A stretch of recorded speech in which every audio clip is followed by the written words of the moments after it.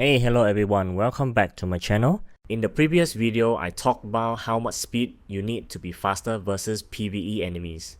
If you haven't watched it, you can check out the link in the descriptions. If you are going first, you can burst or freeze or stun them to death. Together with the fact that you have 3 deploy, mount to tank 3 hits for you, this allows you to move away from the traditional build of maxing out the damage reduction, namely basic attack damage reduction and skill damage reduction. At some point, having high HP and even high damage reduction doesn't mean anything for you. This is a footage from a top player, and this is his stats. 4 billion HP with around 400 basic damage reduction. And he got one shot by enemy in chapter 200. You can check out the full video in the description. So instead of trying to tank the hit, you could just burst them down quickly while trying to freeze or stun them. So before we go into the build, there are a few requirements you need to meet first before changing to this build. If you don't have these, it's better that you stick to damage reduction. This build is more applicable for chapter 170 to 180 onwards. And you need these things before you switch out your pet's build. First of all, you need to move first. Your speed needs to be high enough to move faster than the enemy, and you need 3 mounts deployed, which is an easy thing to get. And revival cape. These mounts and cape will be your mid shield that allow you to take a couple of hits. Next, mythic icy bubble. At mythic, every hit will trigger ice 2 times, meaning you have more chance to freeze the enemy. Pair this with a good combo rate and combo count increase like Diego or Vulture, giving you many more chances to freeze the enemy. Note that the best weapon to make use of this build is Sky Splitter. Not only it gives more combo rate, but also the sword chai attacks both enemies, helping you to clear out the enemies faster. And final requirement is you need Ghost Inheritance to be at tier 4 or above, and you need to equip it in the hero slot. This is because at tier 4, Ghost has 40% chance to stun enemy upon triggering the skill.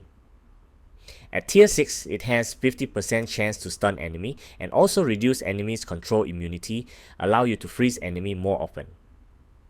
There is a few optional upgrades for this, like this node in Ghost Inheritance, which further reduce enemies' control immunity.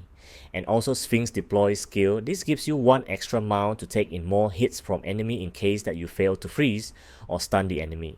So the new stats they switch is global attack and skill damage to burst down the enemy quickly within 4 to 5 turns, while relying on the deploy mounts, the revival cape and any freeze and stuns to survive.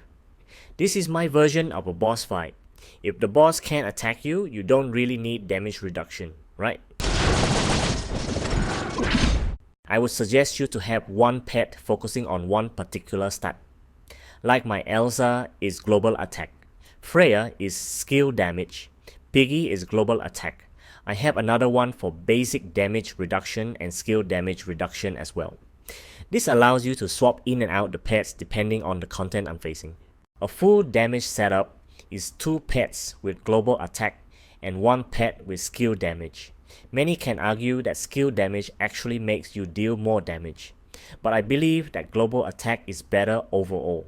All your skill or attack, pet skill, counter damage is all scaled based on your attack. Some of them are not affected by skill damage, so global attack is more useful overall. This build, however, will make you less likely to win much PvP battle, especially versus the Reaper user, so I would suggest to put in 1 pet with skill damage reduction for PvP. Keep your skill damage reduction around 200. With this build, you can burst down enemy really quick. Even if it's chapters, dungeon or tower, you're a glass cannon. But who need defense when the enemy can't hit you right? Hey, so that's all for today's video everyone. I hope the content I'm sharing is helpful for you. If you like it, please leave the like and subscribe. Comment below if you have any questions, and I'll see you in the next video. Bye bye.